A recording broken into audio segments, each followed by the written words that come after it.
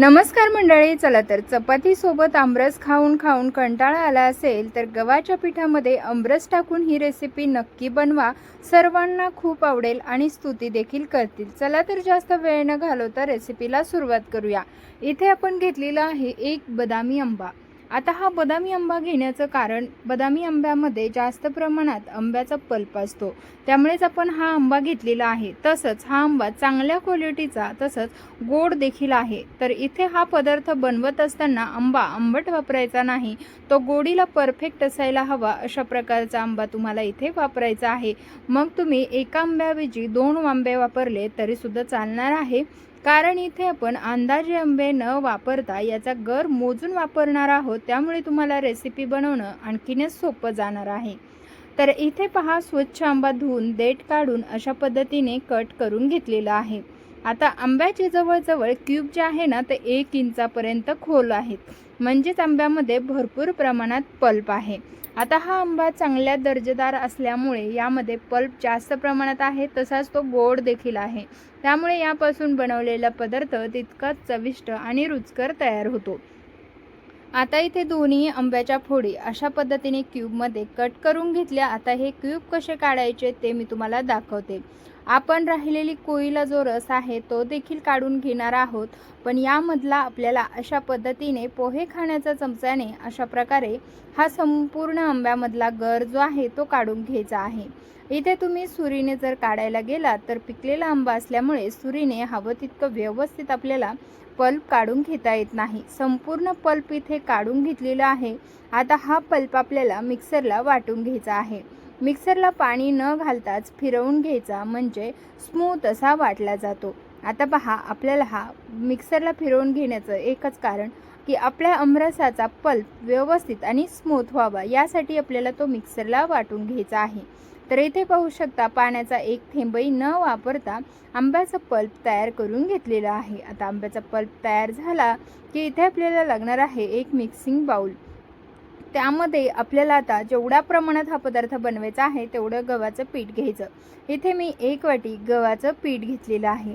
आता 1 वाटी गव्हाच्या पिठासाठी आपल्याला इथे आमरस देखील 1 वाटीच लागणार आहे.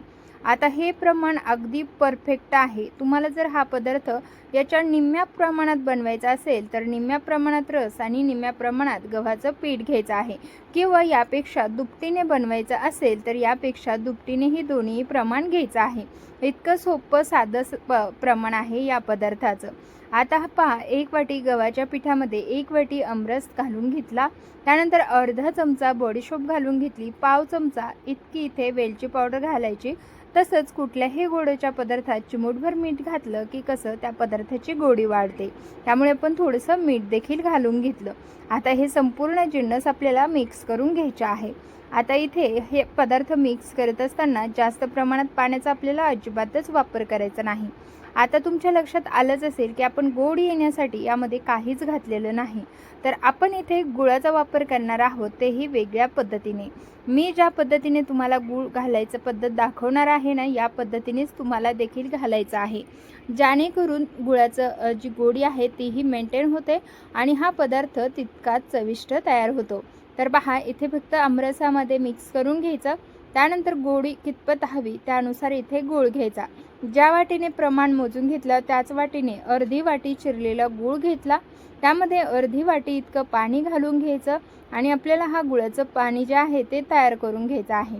तुमच्याकडे जर वेळ असेल तर तुम्ही हा गुळाचं पाणी गॅसवरती उकळून गूळ वितळून थंड करून घेऊ शकता, परंतु इथे जास्त वेळ नसल्यामुळे थंड व्हायला वेळ लागेल, म्हणून मी थंड पाण्यामध्येच हा गूळ पूर्णपणे विरघळवून घेतलेला आहे. पाहू शकता, सतत विरघळल्यानंतर, सतत हलवल्यानंतर आपला गुळाचा पाक तयार झालेला आहे. आता हा गुळाचा पाक थोडा थोडा करून चाळणीवरती गाळून आपल्याला यामध्ये घालायचा आहे. तुमच्या लक्षात आलंच असेल की आपण गुळाचं पाणी वेगळं का केलं, कारण जर आपण यामध्ये चिरलेला गूळ घातला तर त्यामध्ये असलेला कचरा आपल्याला वेगळा करता येत नाही.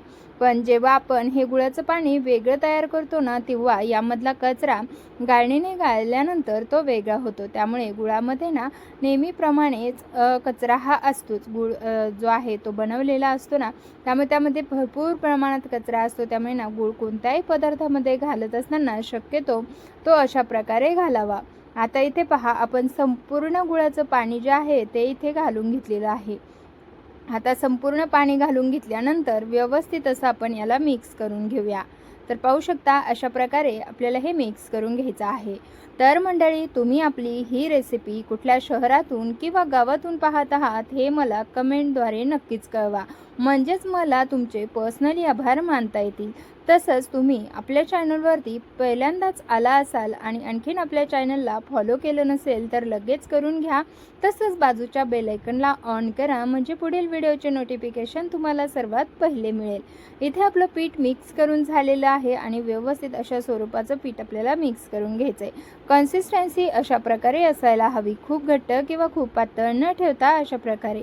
आता हे पीठ आपल्याला 10 मिनिटे असंच ठेवायचं आहे.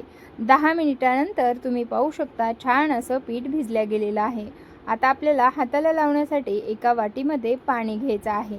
तसंच हे पीठ आता पुन्हा एकदा फ्लफी होईपर्यंत फेटून घ्यायचं. आता इथे कुठल्याही चमच्याचा, स्पूनचा वापर न करता हातानेच होईल तितकं आपल्याला हे पीठ जे आहे ते फेटून घ्यायचं आहे. तसंच चिमूटभर खाण्याचा सोडा यामध्ये घालून घ्यायचा आहे. खाण्याचा सोडा नसेल वापरायचा तर इथे बेकिंग पावडर किंवा इनो देखील तुम्ही वापरू शकता. त्यानंतर हे व्यवस्थित असं फेटून घ्यायचं. सोडा घातल्या त्यावरती थोडंसं पाणी घालायचं, म्हणजे काय होतं, व्यवस्थित सोडा सगळीकडे जातो. आता अशा पद्धतीने हाताने एकदम फ्लफी होईस्तवर हे पीठ अशा प्रकारे आपल्याला फेटून घ्यायचं आहे. फेटून घेतल्यामुळे यामध्ये हलकीशी जाळी तयार होते आणि मग आपला हा पदार्थ आणखीनच सुरेख आणि सुंदर असा तयार होतो. तर आज आपण कुठला पदार्थ बनवतोय ते मी तुम्हाला सांगितलं नव्हतं. तर आज आपण बनवणार आहोत मस्त आंब्याचे आप्पे. आंब्याचे आप्पे केक तुम्ही कधी खाल्ले आहेत का? नसतील खाल्ले ना तर एकदा नक्की ट्राय करा. तर आज तुम्ही आंब्याचे गोड आप्पे म्हणू शकता किंवा आप्पे केक म्हणू शकता. खूप सुरेख आणि सुंदर, चविष्ट, चवदार होणारे हे आप्पे एकदा नक्की बनवा. त्यासाठी इथे आपण आप्पे पात्र गरम व्हायला ठेवलं.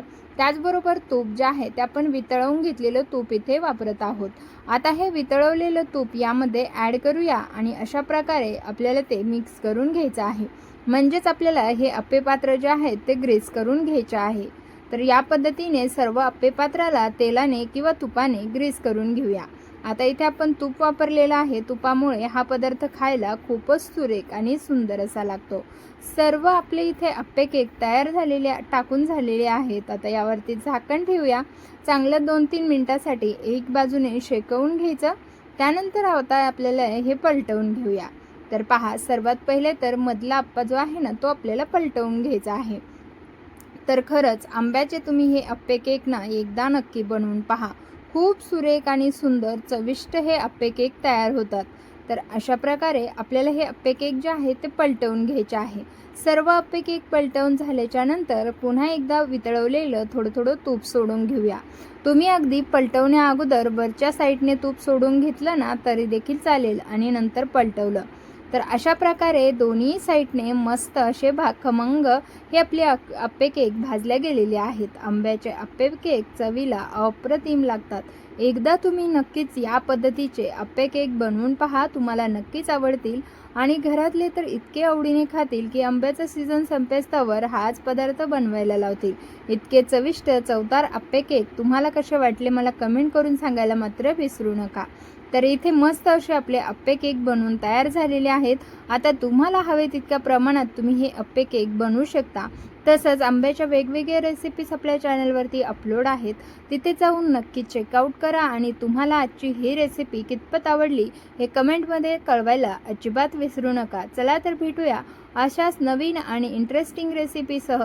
तोपर्यंत धन्यवाद.